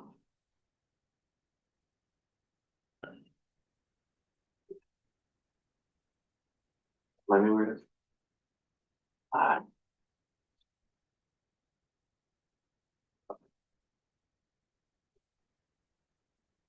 If you're not able to share a screen, I could operate it from here, Alex. My concern is that I might wanna hop around a little bit. Okay, Is in the packet? This presentation? I don't believe the slide, there is something in the packet, but I don't believe it's this exact slide deck. Okay. I'm happy to roll with it Okay. if you can I can do that, so. do let me go next back slide. in. There might be a few next slides for you. Let me do this, I'm gonna go back into screen share. So, Stop right. Share. Okay. Jess, can you see if it's screen sharing on the live stream? Yeah, seems to be. Okay. Right. So let me know when you're ready. I'm good. Okay. Right. So a quick overview of our comprehensive plan community survey for this year. It was available for residents to complete between April 11th and May 30th. There are 27 questions of varying length. These could be anything from multiple choice questions to checkbox questions to fill in, or not fill in the blank, but open answer questions. Some were ranked this on a scale of say 0 to 5, things like that. It was available in both digital and hard copy form. We got 757 responses total. Of those, 723 were submitted digitally. 34 were submitted by mail or delivered to our office by hand. And the analysis of this data was completed using both Google Sheets and Python scripting with Matplotlib. Python, for those unfamiliar, is a scripting language, a coding language that allows you to do everything from statistical analysis to if you want to build a video game. I was doing the first of those. Next slide. For those who like to know, we use Python to program our drones at the high school. So respondents by district, I was quite satisfied that we got a relatively good split on respondents. Yeah. The smallest district was Fort Union at 14.7%. That was still 111 respondents. Every other district got more than that. And of course, if I am moving too quickly, feel free to stop me. Just raise your hand, knock on the table, or shout at me. Especially if you need added context for any of the visuals here. Next slide, please. Our age groups. So unfortunately, the vast majority, or fortunately, the vast majority of the respondents we had were over 50 years old. So we have our younger group sort of underrepresented in our results here. Likewise, the vast majority of our respondents had lived in Fluvanna for more than 10 years. That's together over 55%. So next slide, please. Where are residents coming from? So what we have here is a word cloud. Y'all have probably seen them before in other places. Basically, I took the responses that people put in with their free open responses, and I fed them into a little program that generated a word cloud that shows, based on the size of each word, demonstrates the relative prevalence of that word in responses. So by and large, Charlottesville was our largest one. That's because more of our responses had Charlottesville than anything else. Looking at my graph here, I believe Charlottesville was mentioned in 85 responses of our 757. Likewise, we saw a lot of Albemarle. We saw a lot of areas in Northern Virginia. We saw some New Jersey, New York, Pennsylvania, some Florida, Texas, California. But you can see some of the other cities like Lynchburg, Alexandria. Where exactly is Communist located? Watch it, I didn't catch that one. Right under the L in Charlottesville. The first bill. Communist. There were, Oh. there were a couple of residents, especially getting into more of the free response questions. There were definitely some residents that had some political takes to air.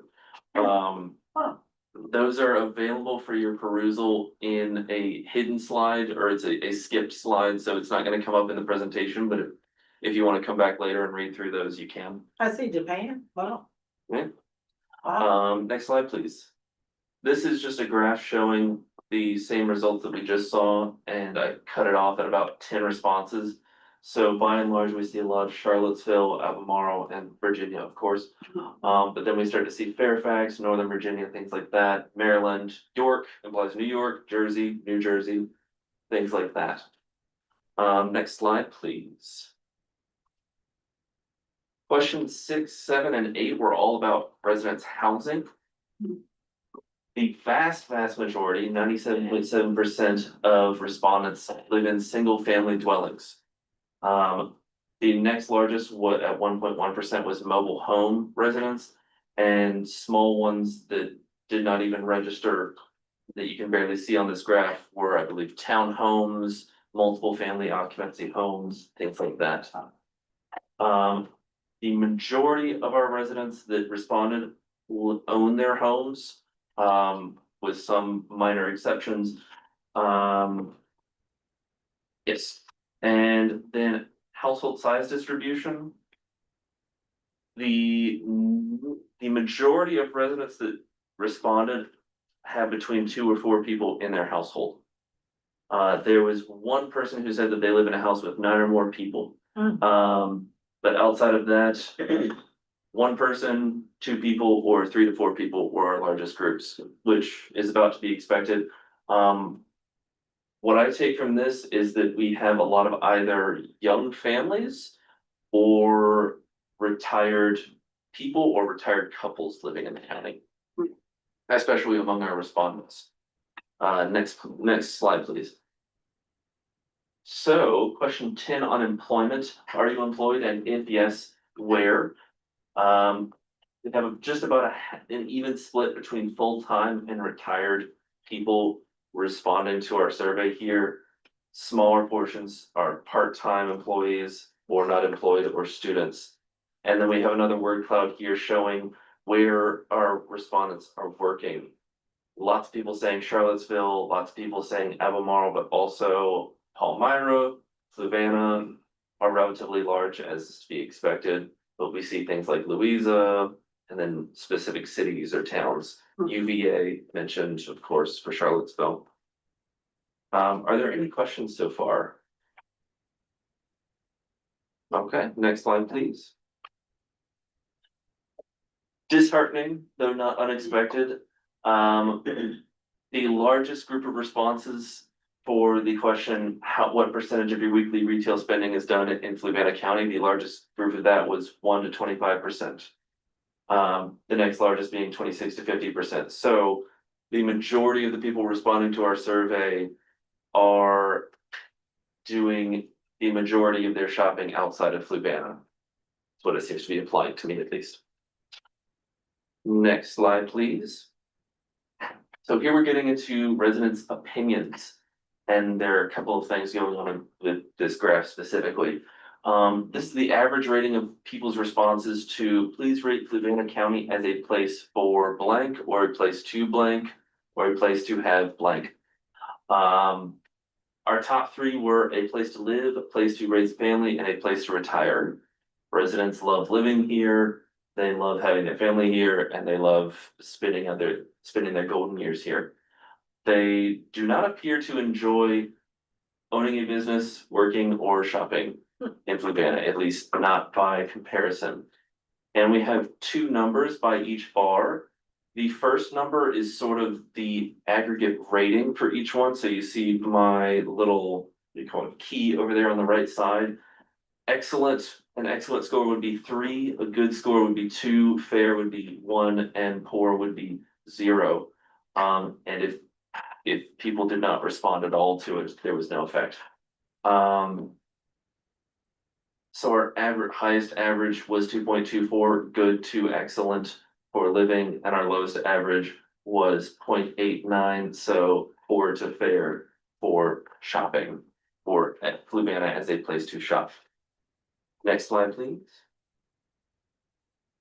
Preferred growth type by area. So we have our different, was this CPAs? CPAs, community planning areas. Mm-hmm. And let me jump in really quickly. There was a, this got missed when we were actually putting out the surveys. 2 things. One, the Scottsville CPA was left out. That was only brought, by the time it was brought to our attention, we'd already received over 180 surveys, and I felt like it was too late to put the survey back out. So unfortunately, the Scottsville CPA is not covered here. The other thing is that got missed was that on the online, according from Wrong Labs, on the online survey, respondents only got 1 choice for this question. Am I right? Or is that another question? I think that is another That's question. another question, okay. But for this question and another question, the Scottsville CPA was left out. So I do apologize for that oversight. Go ahead, Alex. Yes. Oh, no, you are correct. For the online version, people were only able to choose one option of the four: business and commercial growth, residential growth, industrial growth, or no growth. What I would take from it is that people chose their highest priority in this case. The written versions did not have that same limitation, so people could circle as many as they wanted to. Can take what you like from each region. It appears to me as though people want to see expansion in Zion Crossroads with business and commercial, as well as some in Palmyra and Fort Union, less so in Columbia and Rivanna CPAs. Next slide, please. Next one was similar, but it was the question of, would you like to see these CPAs expanded, reduced, or eliminated? Expanded is green, reduced is yellow, eliminated is orange. And then that grayish purple is no change. By and large, people wanted to see these CPAs expanded. That's really what I took from this. With Zion Crossroads being the winner, people want to see more expansion in Zion Crossroads, it seems. And yeah. Next slide, please. Question 15. What is your overall opinion on county development? About 25% of people said that the county is developing too much or too quickly. And about 47% said more develop is needed. And another 20% about said pace of growth is adequate or what they would like to see. Was there any particular type of development in this question, or just development overall? Just development overall. Overall, Mhm. So they didn't separate between residential and commercial. commercial, or Yes, I will be splitting hairs momentarily. Next slide. Where people would like to see road improvements. So we gave people 4 options as well as a 5th option of filling in an other section. People want to see more road improvements in places like Lake Monticello and South Boston, but also among others, you see responses like 53, 15, 609, 618, 250, 659, 619, and 53, that crossing River Ridge Road, Rolling Road, Turkey Sag, and Union Mills and South Boston crossing. I would admit I've only been in this county for about 4 months, so you probably know those roads better than I do there. Well, they just repaved Rolling Road. Strike that one. Next slide, please. So this is the question of what kind of residential development would you like to see in the county? And I shortened some of these to abbreviate them for the sake of this. Our top 3 here are, I believe, affordable housing, housing for seniors, and housing for single families. By a mile. Next slide, please.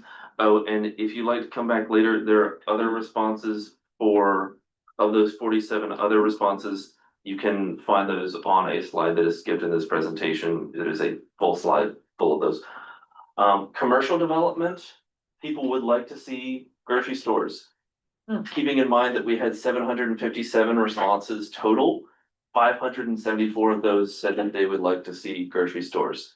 And 513 would like to see more food service or restaurants. And then lower still were things like medical services, physicians, urgent care, dentists, and general retail. Like clearly people could pick more than one category when they answer. Yes. Was there a limit on what they could pick? These ones were a little bit trickier to crunch the numbers, but the challenge was enjoyable. Next slide, we're moving on to industrial development.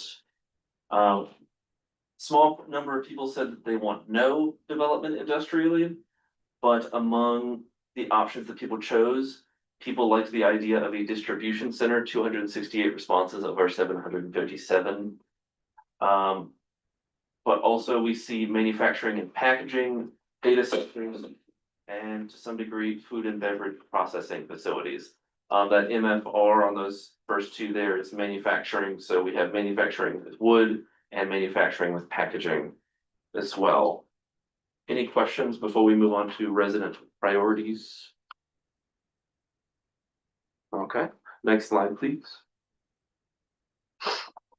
So looking at residents' priorities, I did another little number play here. Basically, residents were asked to rank their highest priorities of these, I think it was 9 options. With 1 being their highest priority and 9 being their lowest priority. And here I have the average at the top of each bar, and then the bar height itself is shown by the count of the highest priority ratings that thing was given. So for instance, healthcare on the far left was given the highest priority by 250 respondents, compared to residential development, which was only, let's say, about 65, 70 respondents. And the average rating for healthcare was 3.55, keeping in mind that the lower it is in that number, the higher priority it is on average for people. So people want more affordable healthcare and more open spaces. And if you'd like to come back later, I have these split by age group as well. We have the bar graph on the bottom that would link to another slide. That is for residents 49 and younger. And the bar graph on the bottom right is residents 50 and over. I'm confused. Sure. This slide, and the preceding one don't quite seem to mesh. Between industrial development and resident Yeah. priorities. Yeah. How so? Well, go back to healthcare on the previous slide. Medical, it said medical. It's Oh, can you go back Yeah. 2 more or 1 more? Medical. was way down. So 383 respondents said that they wanted to see more medical services or medical Okay. facilities. And I believe in the one we were just looking at, It's hard to. it was a high priority, but 250 respondents put it in the next section. And then priority. That's a priority. So this can be broken down by age group as well. But next slide, please. Here's our rating of the services provided by the county. Our top 3 are first responders with rescue operations, fire protection, and law enforcement. Our bottom 3, people do not seem to be keen on tourism, shopping and dining, or business attraction in this county, which business attraction managed to come down to absolutely 0. I was not sure, I could not figure out whether it was trying to go negative or if it was just going to 0 itself. But given that, oh yes, it just went straight to 0 because too many people rated it as poor. It appears that people don't think we are attracting businesses very well. It's a challenge. Certainly seems to be. Next slide, please. People rated the importance of future development issues on this one. The highest rated importance, I believe, was affordable taxes. By and large, I saw this as a recurring theme with a lot of different places in the research or in the data that we got, was people saying that they like that Fluvanna has relatively affordable taxes compared to neighboring counties. But we also see people want retail choices and either maintain public safety or reinforcing public safety. They seem to be less keen on the promotion of tourism itself. And next slide, please. Now, people were asked, what would likely cause you to leave Fluvanna if you were going to leave? And plenty of, the one response that was the most common with other was people said death. So the question was death before leaving Fluvanna for a lot of people. But one big one was tax rates. 430 people of our 400 or of our 757 said that if they were going to leave Fluvanna, tax rates might be an issue. Also mentioned a lack of businesses to support needs, and inadequate public services.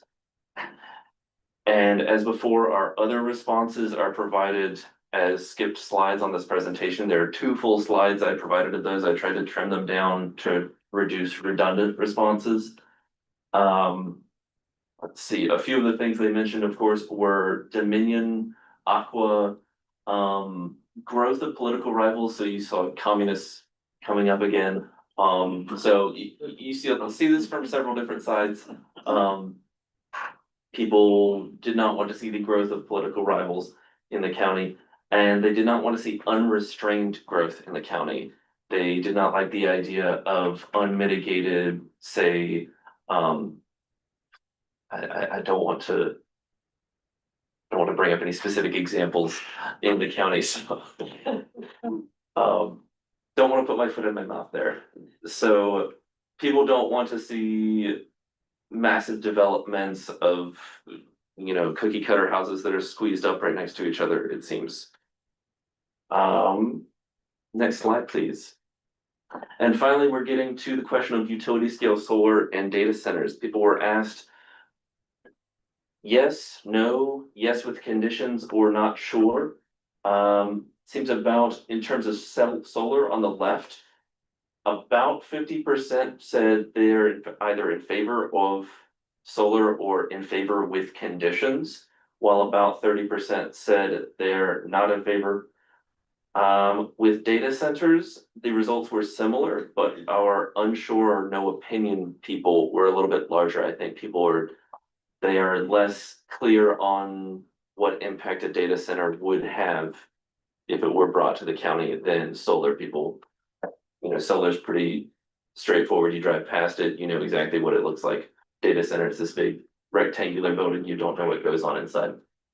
And I think we're getting near the end. Transit options, question 27. What kind of transit options would you like to see developed? People want to see an expansion of jaunt offerings and private transportation services like Uber and Lyft. And requested locations and destinations, people pretty much listed every major settlement or minor settlement in the county. But I also liked the idea of transportation to and from wineries and breweries. And next slide, please. Some of our conclusions, y'all can probably speak to these better than I can in some cases.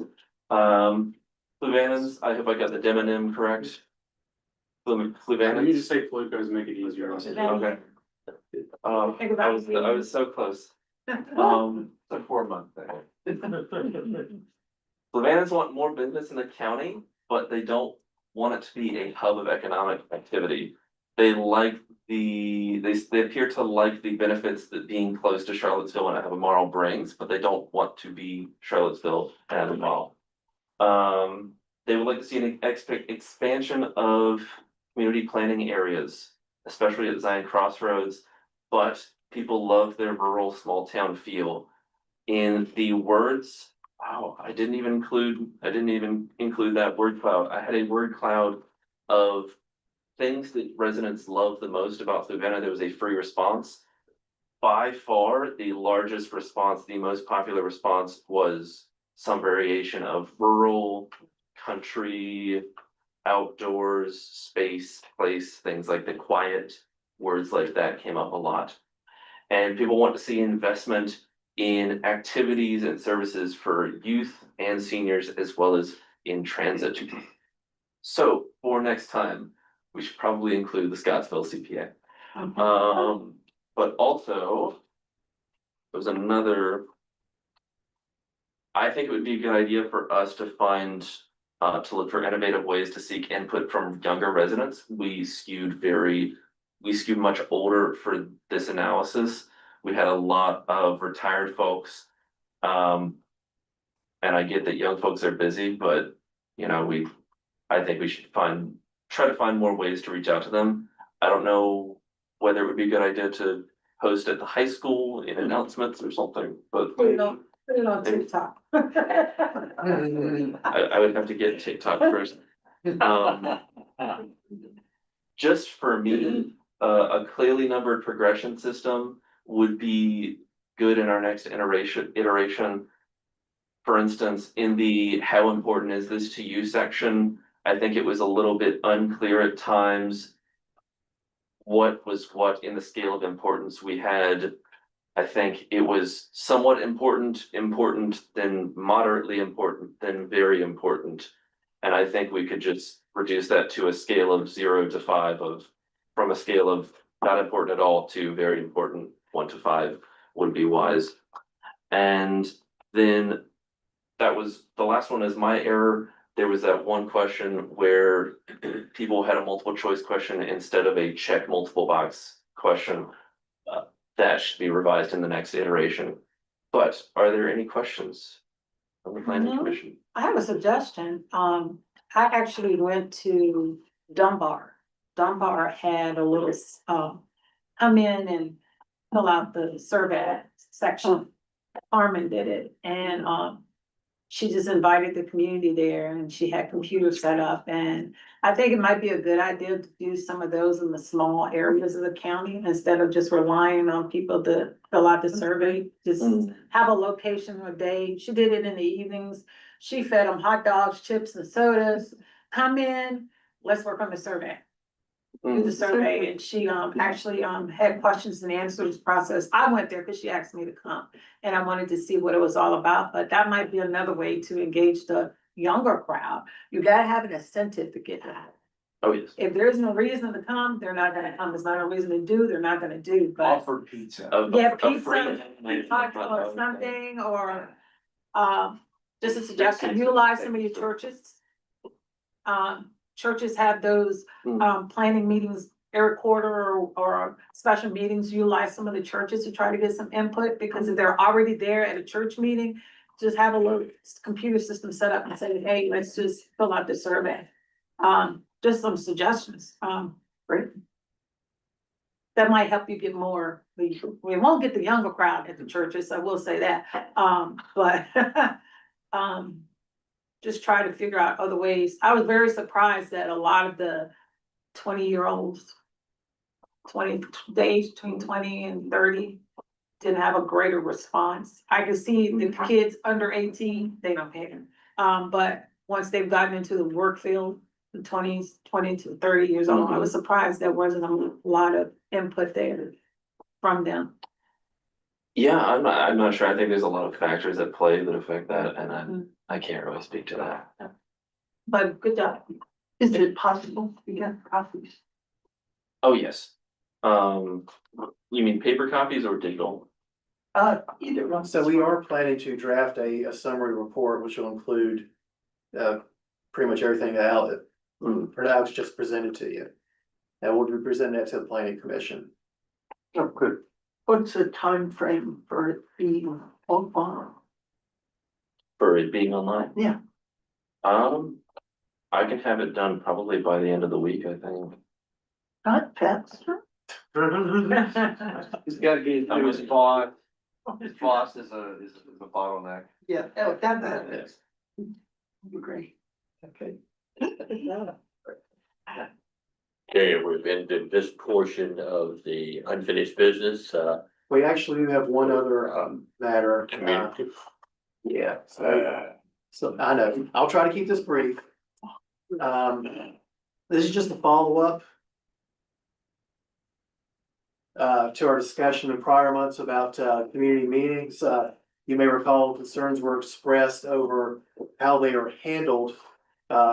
This came from the community meeting held for the Sprouse SUPs, SUP 2501.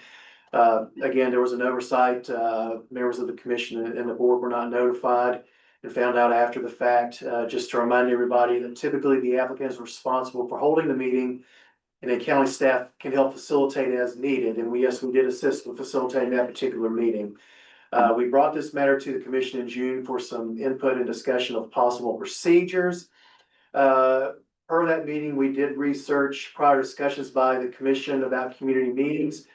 We went back and looked at minutes and reviewed videos from 2023, and we included excerpts from those meetings in your packet. From March, May, June, July, August, October, and November 2023. We just included meeting excerpts, but I would point out in June, there was a more involved discussion. Most of the other meetings, it was just mentioned that a community meeting was being held on a specific project. But in June, there was a more involved discussion. Mr. Goode, you had asked about how the process was handled. If the applicant facilitated a meeting without using the county, I think your words were outside the county. The response, I'm not sure who gave the response because I couldn't really see the faces, but I think it might have been Fred Payne.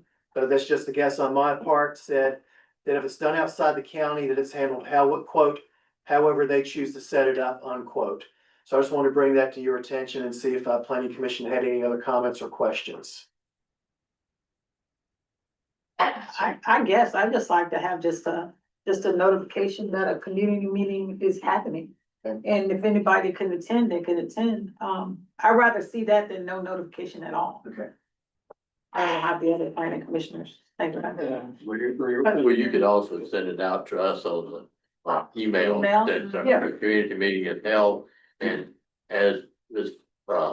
Fortune mentioned earlier, to make sure that you specifically tell the board of supervisor person in that district and the planning commission person of the meeting. But I think it would be best that we all would be aware of it. Yes. And then if more than 2 members attend, we'll just have to advertise it as a meeting for the planning commission, since you'll be discussing public business. Or do we go back to We will what be discussing it. or do we go back to what Mr. Payne said, that as long as we're there and we're not talking or having any discussion, we're just listening, that it's not considered? I guess that's dangerous because you end up talking to citizens there and, answering questions. Yeah. The safer, if you remember the Prince William case that I talked about where they got sued in court because 3 members were at a meeting and then they mentioned that meeting later at their actual regular board meeting and they were sued in court. Oh. Goodness. So, Good to know. I think it's just safe, like what we did with the solar thing, when forget who it was, set something up and it was the board members and we just it was from 6 to 8. Me and I think Tony O'Brien came from 6 to 7 and then Chris and Ms. Fairchild and Ms. Sheridan came from 7 to 8 and then, yeah, and reseat, 2 members there, you can wait out in your car and 1 member can leave and then you walk in. in. Just coordinate and then you don't have to worry about anyone accusing of, I mean, it could be 3 members of the board at Pool 53 right now, right? Or 3 members of the planning commission. That happens a lot. That's a meeting. So it's just the public perception. If you see 3 members together at a meeting, perception is they're having. a meeting. So that's the danger. That's probably another good idea of having the notification. So I might hear it and then somebody else might hear it, not knowing that person here, and then we all show up. Yeah. But if we know in advance, we can kind of work it among each other. Last time we were working on a comprehensive plan, 3 of us showed up at the same meeting and, Mr. Largacino came in later, so I went ahead and left because I'd already been there. That way we were only, So bottom line going forward, we will make a point to notify commission members and board members when committee meetings are scheduled.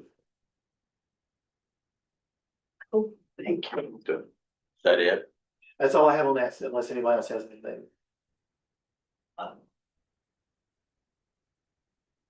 Since there's no questions, we don't have any new business tonight. At this time, I will open the second of 2 public comment section. Anyone wishing to address the commission should come to the podium and state your name and address. Please, keep your comments to 5 minutes on the topic. And please remember, this is not a question and answer section. The purpose is to hear from you. Anyone wishing to address the planning commission at this time? Since I've been encouraged. Just kidding. Want me to move the podium or just stand? You can stay away. I plan to address this privately afterwards, but I like the data, but I think it would be helpful, especially to my housing advisory committee. Excuse me, housing advisory group, not committee.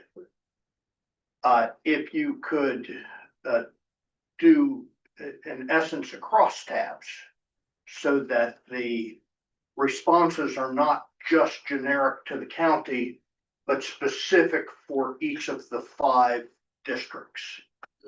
That would be especially helpful when we're looking at proposing recommendations or proposing revisions for you all on chapter 2 of the comp plan, where we are, if we have the specifics, then we can tailor our recommendations into it. That's it. So I would ask which development questions were you most interested in hearing in relation to that? May I? Wait, All. In essence, 5 subsets. Okay. What's he saying was the disaggregation of all the data based on district. Mhm. You could also, I mean, I guess, You depending can on make who's the asking. raw the data age. available and aggregate any way he wants. thank you. See, no one else wishing to speak. We will close the second round of public comments at this time. Anything else for the good of the order? Hearing none, is there a motion to adjourn? I motion that we adjourn at 8:10 PM. Ms. Morgan, a motion to adjourn at 8:10 PM. Do I have a second? I like the second. Mr. George, Dorsey. We're now adjourned at 8:10. Mr. Dorsey, Sure. how was your trip down to North Carolina helping with the roofs and stuff y'all We did? got, our roof was put on the house. I have photographic evidence. And also, last week I was in Southwest Virginia being a cleric cook for an immigrant group. Yeah. Well, And